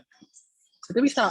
Atau ditambahin security. Nah, gimana cara masukinnya? Tinggal ditambahin aja di dalam stages. Jadi stages ini build, habis itu test, habis itu ada apa lagi, terserah. Tergantung dari developernya. Kalau kita, biasanya orang security, nggak peduli urusan stages. Harus dari teman-teman developer yang dia mikirin bagaimana. Kita tinggal adding value di dalam stages ini. Oh, saya mau nambahin satu untuk test security, ya it's okay. Cuman the whole process untuk development itu harus dari sisi mereka. Gitu ya. Kemudian yang setiap stages ini harus di-divide. Jadi pertama build, nah dia ngapain, scriptnya tuh harus apa, kemudian dari awal sampai akhir itu udah jelas. Dan kalau misalkan mau ada versi kompilasi sebuah Docker, nah ada di sini juga. Nah sama halnya kayak yang sebelah kanan ya. Kanan ini ada build website, dia stage-nya dia build, habis itu ada test, stage-nya ada test, habis itu ada stage deploy. Jadi intinya ada tiga stages yang dipakai. Nah, masing-masing dia melakukan apa? Ada pas build, dia melakukan npm install, Gatsby build, segala macam. Baru setelah dia next stage, ada test, dia melakukan apa? Grab Gatsby di dalam index HTML. Baru nanti next-nya testing, dia ngapain. Gitu. Jadi ini yang harus di-define sama developer. Kita hanya membantu atau menambahkan beberapa line of code di dalam sini. Makanya kita secara security juga harus paham atau belajar bagaimana membuat pipeline, bagaimana membuat coding yang benar gitu. Jadi supaya kita bisa nyambung nih sama-sama teman-teman developer dan DevOps gitu. Paling itu sih tambahannya, Mbak. Oke, makasih Mas Yohanes. Ini ada pertanyaan lagi nih. Sebelumnya maaf teman-teman, ini harus aku limit sampai jam 9. Jadi ini ada pertanyaan yang spesifik ke Mas Yohanes nih. Kalau ada perubahan di code, misalnya ada CR atau perubahan lain, dan itu cukup sering, apakah perlu di pentest ulang, ataukah cukup hanya di proses DevSecOps-nya? Oke, misal ada CR atau perubahan lain, itu cukup sering, pentest ulang. Nah, good question ini. Jadi, di CR, kalau kita ngomongin agile, kita dibatasin sprint namanya. Jadi setiap developer itu dibatasin sprint cycle. Jadi biasanya kalau sprint itu makan waktu seminggu ya. Dia dikasih dari 5 hari itu, dia dikasih 3 hari untuk coding, 2 hari testing misalnya. Nah, kalau misalkan CR, nanti seorang product owner dia harus menentukan apakah sebuah CR perubahan ini bisa masuk di sprint yang sekarang atau harus sprint yang setelahnya. Dia harus menentukan si product owner ini, karena dia memimpin satu squad ya. Intinya si product owner ini akan memimpin satu squad, dia harus tahu load pekerjaan dari timnya dia. Nah, jadi kalau misalkan dia menganggap timnya lagi heavy nih kerjaannya, maka kalau ada CR akan di-push ke next sprint, akan sprint selanjutnya. Jadi nggak mungkin akan dikejar dalam sprint yang sama. Gitu. Jadi dan kalau misalkan ada pentest ulang, perlu nggak? Tergantung dari berapa besar perubahannya. Kalau saya biasanya based on feature. Jadi misalnya ada integrasi dari sebuah aplikasi kita ke aplikasi lain atau ke third party lain. Nah, dia harus dilakukan pentest. Tapi kalau hanya kayak minor gitu ya, dari parameter A menjadi parameter B, merubah nama doang. Dan sebelumnya sudah dipentest, kita nggak perlu nge-pentest ulang. Jadi kadang setiap squad itu udah tahu kok, oh ini harus gua rubah, harus nggak perlu dirubah kayak gitu-gitu. Jadi tinggal tergantung masing-masing punya flavor. Balik lagi, setiap sprint dan setiap squad mereka biasanya udah tahu apa yang berubah dan kita hanya testing apa yang berubah aja. Gitu. Oke, berarti kurang lebih udah terjawab ya untuk Mas Berkah nih. Nah, untuk teman-teman maaf harus kita stop di sini karena takutnya nanti malah overtime dan aku nggak enak juga ganggu Mas Yohanes dan Mas Fajrin. Oke, untuk teman-teman OAS, terima kasih banyak udah hadir di malam ini. Untuk materi-materi nanti akan di-share juga, dan kalau misalnya nih mau connect sama Mas Yohanes dan Mas Fajrin, mungkin bisa drop link-in-nya di sini nih, di chat buat teman-teman langsung connect, dan Oke, mungkin bisa sebentar. nanya-nanya. Ya. Mungkin bisa nanya-nanya juga nih yang berkaitan sama DevSecOps gitu kan. Untuk connect di DK juga aku kopas lagi, LinkedIn DK dan Instagram. Sampai Maret 2022.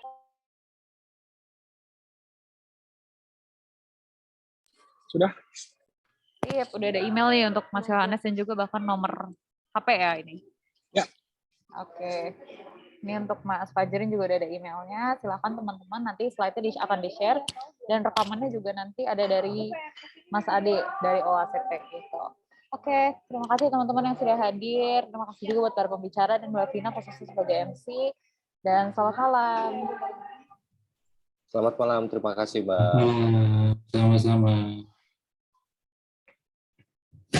Terima kasih. Terima kasih Mbak Anissa. Siap, Mbak Vina.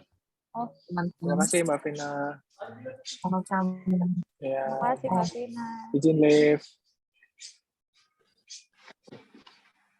Makasih Mbak Vina dengan Mas Fajrin. Siap, sama-sama Mas. Terima kasih Pak. Selamat malam.